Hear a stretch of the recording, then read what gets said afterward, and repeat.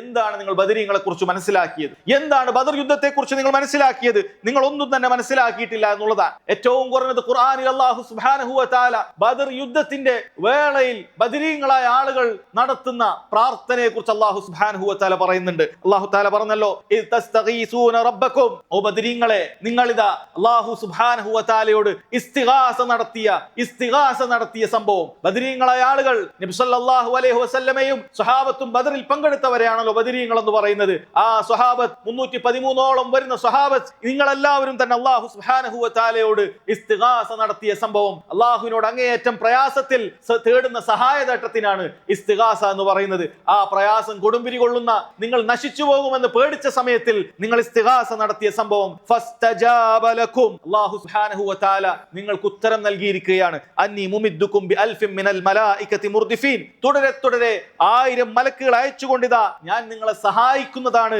എന്ന് അല്ലാഹു സുബ്ഹാനഹു വ തആല പറയുകയാണ്. സഹോദരങ്ങളെ, ആരോടാണ് ബദരീങ്ങൾ പ്രാർത്ഥിച്ചത്? ബദരീങ്ങൾ ഒരിക്കലും ഇബ്രാഹിം നബിയുടെ ബറക്കത്തിനെ ചോദിച്ച് ഇബ്രാഹിം നബിയോട് ചോദിച്ചിട്ട് ഇബ്രാഹിം നബി മുഖേന അല്ലാഹുവിന്റെ സഹായം തേടിയെടുക്കുകയല്ല. അതല്ലെങ്കിൽ നബി സല്ലല്ലാഹു അലൈഹി വസല്ലമയോട് പ്രാർത്ഥിച്ചിട്ട് നബി സല്ലല്ലാഹു അലൈഹി വസല്ലമയിലൂടെ അല്ലാഹുവിന്റെ സഹായം തേടിയെടുക്കുകയല്ല. മറിച്ച് അല്ലാഹു സുബ്ഹാനഹു വ തആല പറയുന്നത് ഇസ് തസ്തഗീസൂന റബ്ബക്കും, നിങ്ങൾ നിങ്ങളുടെ റബ്ബിനോടാണ് ഇസ്തിഗാസ നടത്തിയത് എന്നാണ് അല്ലാഹു സുബ്ഹാനഹു വ തആല പറഞ്ഞത്.